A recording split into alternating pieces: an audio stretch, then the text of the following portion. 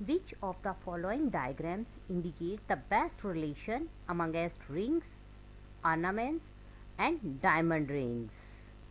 Hello viewers, what's up? Hope you all are doing very well.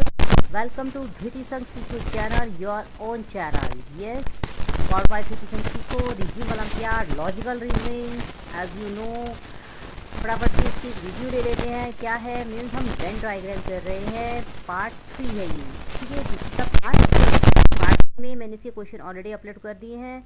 आप धृति संग सीखो channel पे जाइए और वहाँ आपको बहुत सारी सब क्वेश्चन अवेलेबल हो जाएंगे जिसके अब आंसर्स मैं इसमें देने जा रही हूँ। Okay, this is the highly useful for all school students participating in various kind of Olympiads and competitions also of course, ठीक है। तो अभी वेन डायग्राम क्या होता है इसका, अगर आपको इसके बारे में कुछ जानना है, वेन डायग्राम है क्या एक्चुअली, अगर you are new viewers of course, तो आप धृति संग सीखो चैनल पे जाओ। वहाँ आपको जो इसका वेन डायग्राम का पार्ट 1 दिख रहा है, अब वहाँ पे आपको इसका वेन डायग्राम का मीन भी पता चल जाएगा, डेफिनेशन पता चल जाएगी, एंड आपको वहाँ पर इससे कुछ एग्जाम्पल से पता चल जाएगा जिससे बहुत ईजी हो जाएगा। बट स्टिल तब तक के लिए भी हम क्वेश्चंस करते हैं जिसको हम बहुत सारे कर चुके हैं, क्वेश्चंस ऑलरेडी, एग्जाम्पल्स भी कर चुके हैं ऑफकोर्स। तो अभी हम इस क्वेश्चन पे हैं। देखिए क्या क्वेश्चन था, बहुत इजी क्वेश्चन है। अगर आप अपने बहुत ध्यान से समझे होंगे तब तक आई थिंक अपने इस क्वेश्चन को सॉल्व कर लिया होगा। अप्रोप्रिएट डालने वाले होंगे, अगर नहीं डाला तो फटाफट से डाल दो अभी के अभी और लीजिए 4 marks for that question. Yes, what is that, let's see it. Which of the following diagrams, ये देखिए ये डायग्राम है, ये है एंड ये है, this one, these all are the diagrams of Venn diagrams. These are actually indicates the best relation amongst rings, ornaments. मैं इसकी एक्सप्लेनेशन नहीं दे रही हूँ कि वेन डायग्राम क्या है या कुछ भी, क्योंकि हम ऑलरेडी कर चुके हैं, हम इस पर टाइम वेस्ट नहीं करेंगे। हमें फटाफट से अपने क्वेश्चंस करने हैं, हम प्रैक्टिस कर रहे हैं। This is the practice centre actually, अभी प्रैक्टिस सेंटर चल रहा है ना अब, तो अभी हम आंसर्स करेंगे, ठीक है। तो रिंग्स, ऑर्नामेंट्स और डायमंड रिंग्स के बारे में है, ठीक है। जो ऑल व्यूवर्स हमको बिल्कुल समझ में आ रहा होगा कि हम किस बारे में बात कर रहे हैं, बट न्यू व्यूवर्स के लिए भी चलिए इतना तो पता चल ही जाएगा उनको कि डायग्राम से हम इसको शो कर रहे हैं। Actually that is called the Venn diagram ना, वेन डायग्राम में यही चीज़ होती है, ठीक है। जैसे अभी कह रहे हैं rings, ornaments and diamond rings, चलिए हम इसके एग्जाम्पल को ले लेते हैं। अगर ये आंसर हो, इनमें से रिंग्स कौन सा होगा, ये होगी और ये डायमंड रिंग होगी, तो ये ऑर्नामेंट। ऐसे हो सकता है? मुझे नहीं लग रहा, क्योंकि ऐसे कैसे हो सकता है। तो अच्छा, rings, diamond rings and ornaments. Ornaments क्या होते हैं, सभी तरह के ऑर्नामेंट्स जिसमें मतलब हमारे नेकलेसेस, बैंगल्स, एंकल्स, मीन्स बहुत सारी चीज़ें ऐसी, एंकल रिंग्स हो गई और ईयर रिंग्स, बहुत सारी चीज़ें आती है। रिंग्स नहीं आती, रिंग्स तो ऑफकोर्स हाथ में होती हैं हमारे, डायमंड रिंग्स हो या रिंग्स हो, ये हाथ का एक ऑर्नामेंट है, मीन्स ऑर्नामेंट एक पार्ट है, ठीक है। तो फिर ये क्या है, मीन्स ये पोर्शन, इसका ये पोर्शन रेडी हो रहे हैं, ये पोर्शन रेडी हो रहे हैं इनसे, तो क्या ये रिंग्स है, इसलिए ये ऑप्शन भी इसके साथ नहीं जाएगा। डायमंड रिंग्स, रिंग्स तो ऑर्नामेंट्स अलग क्यों पड़े हुए हैं, ये तो बिल्कुल भी नहीं जाएगा, ठीक है। तो चलिए यही बचा अभी, तो ये वाला कैसे है आंसर, देखते हैं। All diamond rings come under the category of rings, means अगर हम कहें कि ये डायमंड रिंग्स हैं,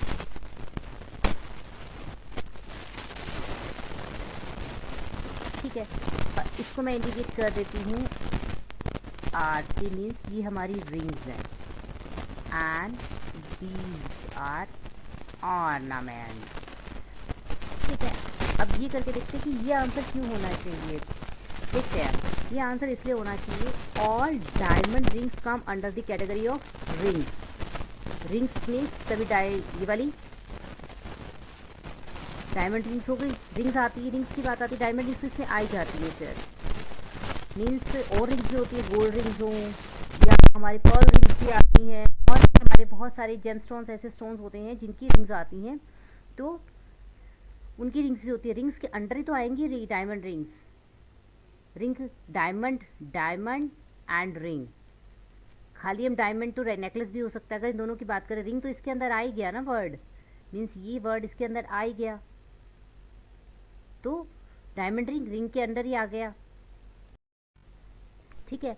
और rings come under the category of ornaments. जब बहुत सारे ऑर्नामेंट्स की बात होती है उनमें रिंग्स आती ही हैं। मीन्स रिंग ऑर्नामेंट्स की जब बात होती है, बैंगल्स, रिंग्स, ईयररिंग्स, मीन्स इस तरह के सारे ऑर्नामेंट्स की फिर बात होती है, नेकलेसेस, ये सारी बात, ये ऑर्नामेंट के अंदर ही आती हैं हमारी रिंग्स। रिंग्स के अंदर ही आ जाती हैं डायमंड रिंग्स, इसीलिए ये इस टाइप से फॉलो हो रहा है। ऑर्नामेंट्स के अंदर डायमंड रिंग्स सब कुछ ही आता है, सारे ऑर्नामेंट्स आते हैं, और रिंग्स के अंदर डायमंड रिंग्स को उठा के हम अलग से नहीं रख सकते कि मैं यहाँ पे रख दूँ कि ये डायमंड रिंग्स हो गई, बट ऐसे नहीं होता है। डायमंड रिंग्स को हम उठा के अलग से नहीं कर सकते, और रिंग्स अलग से नहीं हो सकती हैं, जैसे कि इस वाले डायग्राम में कि हाँ ऑर्नामेंट्स इसको कर दें या इसको रिंग्स कर दें या इसको डायमंड रिंग्स से, तो बिल्कुल नहीं हो सकता है।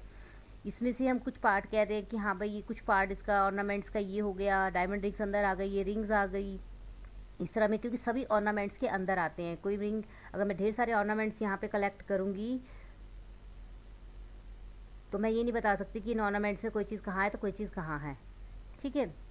तो we can say that all diamond rings come under the category of rings and rings come under the category of ornaments, hence option A would be the correct answer for that question. Shall we go to the next question? Let's go to the next question now. What is that? Let's see it.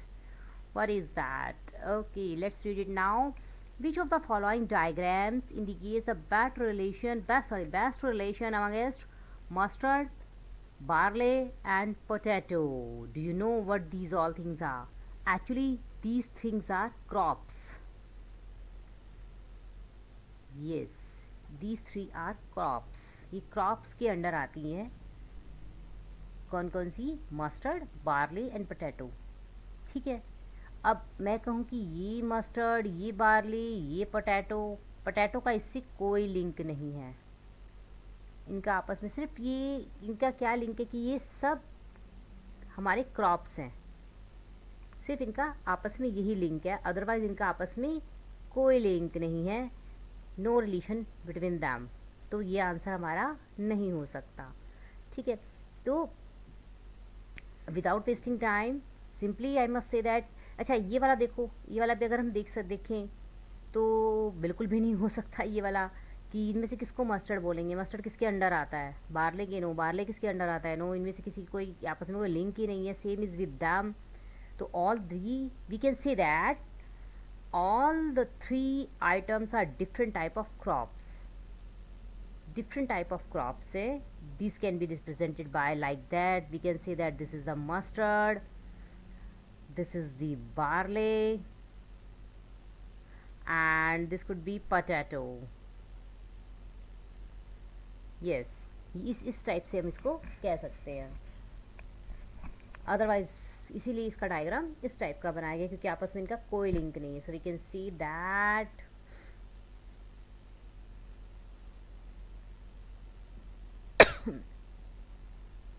Option E is the correct answer for that question. फट से हो गया, बहुत easy होते हैं when diagram के question, बहुत yes. But एक बार समझ आने की बात है, अगर आपको समझ में आ गया तो आपके लिए बहुत ईजी है, अदरवाइज तो हम कंफ्यूज होके ही रह जाते हैं इन सब में। नहीं लगता ऐसा? तो नेक्स्ट क्वेश्चन पे जाते हैं। आप वहाँ पे उनको देखो, उस क्वेश्चन को, कि आपको कितना एक ईजी लग रहा है वो, ठीक है। उसको अपने आप करो, वीडियो को पॉज करो, अपने आप करो, फिर कमेंट बॉक्स में डालो, और उसके बाद देखो आंसर साथ साथ क्या आता है, ठीक है। चलिए ये करते हैं, हम एक बार नेक्स्ट क्वेश्चन भी करके देखते हैं। What is that? Okay, which of the following diagrams indicates the best relation amongst classroom, black board and school? ये तो बहुत easy. You will say ma'am आपको तो इजी लग रहा है, एवरी क्वेश्चन इज इजी, क्योंकि समझ में आने आपके लिए ही इजी है, just not for me only, it's also easy for you also. Why that is so? Because आपने फर्स्ट वाला जो मेरा वीडियो है वेन डायग्राम का, अगर वो नहीं देखा है तो वो ज़रूर देखो उस पर जाके, तो आपको भी ये सारे बहुत ईजी लगेंगे। देखो ये तो स्माइली सा फेस बना हुआ है, अगर मैं इसके यहाँ स्माइली बना दूँ, देखो जी ये तो स्माइली ही बन गई ना। एक्चुअल में ऐसा नहीं करना है, ना ही आपको एग्ज़ाम में बैठ के ये सब काम करने हैं, क्योंकि बहुत कम टाइम होता है, हमें अपना रीचेक भी करना होता है अपना क्वेश्चन, अपने आंसर शीट को, कि हाँ भी हमने ठीक। अच्छा कई बार क्या होता है, बच्चे क्या करते हैं, क्वेश्चन होता है 7, आंसर हम 6 का दे देते हैं, ये 6 वाले में हम आंसर फिल कर देते हैं, इसलिए बहुत केयरफुली अपने आंसर्स को फिल करना क्वेश्चन पेपर में, ताकि ऐसा नहीं हो आते हुए भी पेपर नहीं कर पाए। यूजली हो जाता है बच्चों से ऐसा। हाँ जी, तो चलिए इस क्वेश्चन को देखते हैं क्या कह रहे हैं। ये रिलेशन बताना है क्लासरूम ब्लैक बोर्ड। इसका आंसर तो आपको देना बनता है ऑफकोर्स। फटाफट से इसको कमेंट बॉक्स में डाल, इसका आंसर क्या होना चाहिए। Yes yes yes yes yes, ये बताओ ब्लैक बोर्ड, क्लासरूम और स्कूल, ये तीनों चीज़ें आपस में लिंक रखती हैं? ऑफकोर्स लिंक रखती हैं। तो फिर ये क्या है? इसका तो कोई मतलब ही नहीं है यहाँ। ये क्या है? हमारा बिग सा स्कूल, स्कूल में ये है क्लासरूम, और क्लासरूम के बाहर है ब्लैक बोर्ड। स्कूल में तो है, स्कूल में तो है, बट क्लासरूम के बाहर। क्लासरूम को ले, इसको ले लो क्लासरूम, किसको ले लो? इसको ले लोगे तो इसके बाहर है क्या ये? देखो ये तो फाइनली, अरे फिर स्माइली बन गई उनकी, सब कुछ बन गई अब तो। ये अगे ले, तो हमारा ये आंसर भी नहीं हो सकता। और इतना बड़ा स्कूल स्टिल कोई क्लासरूम के equal, and blackboard is also equal to the classrooms and schools both as well. No, that is not should be. कैसे हो सकता है? ये नहीं होना चाहिए, can't be. ओके, तो अभी ये बचा, इसको भी देख लेते हैं। मीन्स इसको क्या करना है? मीन्स इसको ऐसे करना है, black board is in the classroom. ठीक है, अगर मैं इस बीच वाले को स्कूल ले लूँ, this is our school, your school, okay, this is your class, and this can be blackboard of your classroom। ठीक है, हो सकता है ऐसे, ऑफकोर्स हो सकता है, बट क्या रीज़न है? बेसिकली ये रीज़न है इसके पीछे, because blackboard is in the classroom, classroom में होता है, and classroom is in the school of course. As I am represented here, you can see that blackboard is in the classroom and classroom is in the school। ये यहाँ से इसमें है और ये यहाँ से इसमें है। बस हो गया ये, दैट्स इट। तो option D is the correct answer for that question, है कि नहीं? Thank you so much kids, पसंद आया। अभी मैंने सिर्फ जो अपलोड किए थे क्वेश्चन, पार्ट 3 मैंने वही क्वेश्चन के सिर्फ आंसर दिए हैं। अभी पार्ट 4 में हम बहुत सारे क्वेश्चन करेंगे। नेक्स्ट वीडियो में आप ज़रूर देखिएगा on your own channel Dhriti Sang सीखो। प्लीज़ सब्सक्राइब कीजिए मेरे चैनल को, धृति संग सीखो चैनल को, लाइक कीजिए, इसके वीडियो शेयर कीजिए ताकि और बच्चों के लिए भी यूज़फुल हो सके। और सब्सक्राइब करना क्यों ज़रूरी है? ताकि आपको इसकी नोटिफिकेशन मिलते रहे टाइम टू टाइम। आपको और क्वेश्चन प्रैक्टिस के लिए बहुत सारा मटेरियल में अवेलेबल हो जाएगा on your own channel Dhriti Sang Seekho. Till then, good bye, we will meet in our next video. Thank you.